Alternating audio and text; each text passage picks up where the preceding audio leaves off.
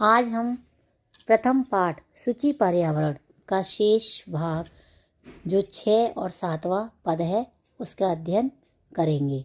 आइए हम अध्ययन करते हैं। छठा पद है आई चल बंधो।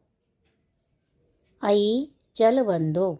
आई अरे चल चलो बंधो भाई, हे भाई चलो।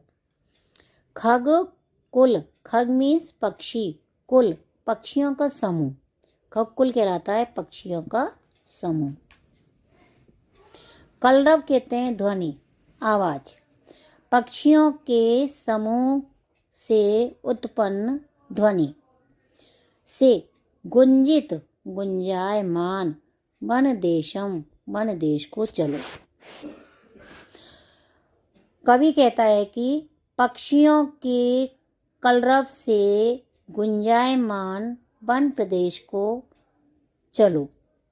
आई बंधु, अरे बंधु, हे बंधु, हे भाइयों, पक्षियों के समूह की ध्वनि से उत्पन्न गुंजायमान वन प्रदेश को चल चलो।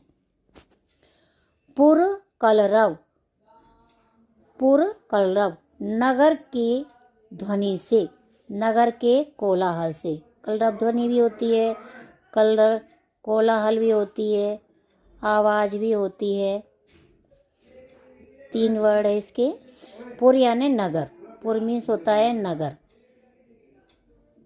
नगर के कोलाहल से भ्रमित संभ्रमित, भ्रमित हुए जनेभ्यो लोगों के लिए, बहुवचन में है लोगों के लिए, चतुर्थी विभक्ति।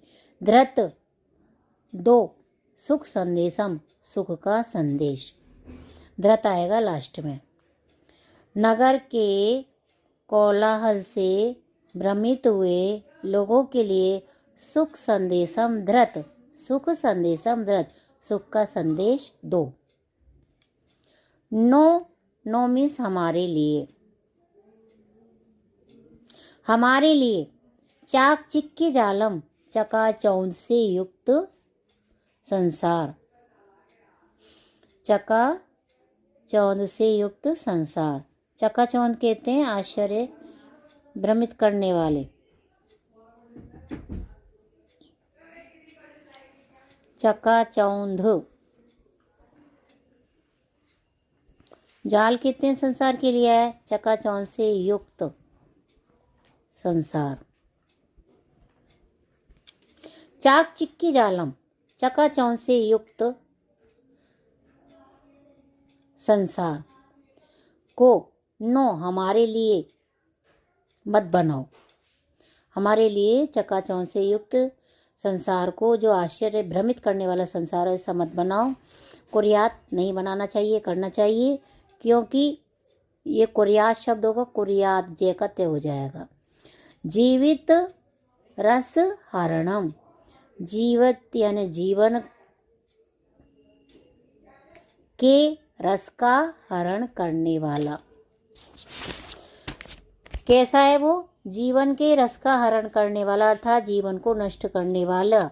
चकाचौंध से युक्त संसार को नो कुर्यात, नो कुर्यात, हमारे लिए ऐसा संसार मत बनाओ, हमारे लिए ऐसे संसार की रचना मत करो।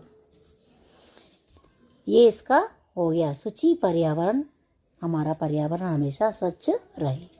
एक बार फिर से देखो। पक्षियों की ध्वनि से, हे बंधु, पहले ये संबोधन में आ जाएगा। हे बंधु, पक्षियों की समूह की ध्वनि से, कोलाहल से गुंजायमान वन प्रदेश को चलो, चलन चलो। और नगर के कोलाहल से भ्रमित हुए लोगों के लिए सुख संदेशम धृत, सुख का संदेश दो। नो जीवन के रस का हरण करने वाले, अर्थात जीवन को नष्ट करने वाले चकाचौंध से युक्त जाल को नो कुर्यात, हमारे लिए मत बनाओ। 7वां देखिए।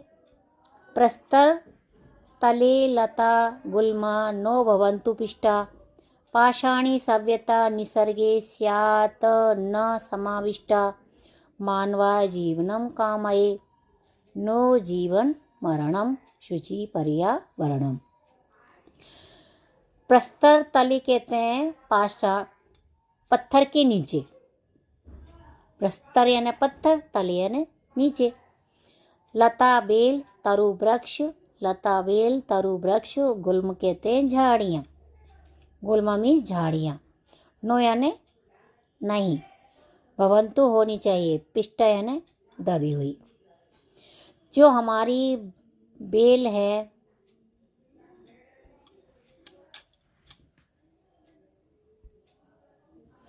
लताएं हैं, वृक्ष हैं, झाड़ियाँ हैं, वो पत्थरों के नीचे नहीं दबनी चाहिए। नहीं दबनी, पिष्टा है ना, दबनी चाहिए, नष्ट नहीं होनी चाहिए। क्या क्या नष्ट नहीं होनी चाहिए? हमारे बेल, वृक्ष और झाड़ियाँ, ये पत्थरों के नीचे नहीं दबनी चाहिए। पाषाणी सभ्यता और जो पथरीली सभ्यता है, पाषाणी सभ्यता है, वो निसर्गे प्रकृति, निसर्गे कहते हैं प्रकृति में, सप्तमी विभक्ति है प्रकृति में। शात न नहीं होनी चाहिए, शात प्लस न नहीं होनी चाहिए, समाविष्ट समाहित। पाषाणी सभ्यता भी प्रकृति में समाविष्ट न स्यात, न स्यात लास्ट में आएगा, नहीं होनी चाहिए। क्योंकि मानवाय जीवनम कामये, मानव के लिए कभी जीवन की कामना करता है। जीवन मरणम न, जीवन के मरने की नहीं। जो कभी है मानव के लिए जीवन की कामना करता है कि उसका जीवन हमेशा बना रहे। जीवन मरणम न, जीवन के मरण की नहीं। इसलिए कवि कहता है कि शुचि पर्यावरणम, हमारा पर्यावरण शुद्ध रहे। एक बार और तेज गति से देखिए। हमारे लता वृक्ष झाड़ियाँ पत्थर के नीचे दबने नहीं चाहिए। पाषाणी सभ्यता भी प्रकृति में समाविष्ट नहीं होनी चाहिए। मैं मानव के जीवन की कामना करता हूँ, उसके मरण की नहीं। इसलिए हमारा पर्यावरण स्वच्छ होना चाहिए। ये हमारे पाठ का अर्थ संपूर्ण हुआ। उम्मीद करती हूँ कि आपको अच्छी तरह से समझ में आ गया होगा। वॉचिंग के लिए थैंक यू।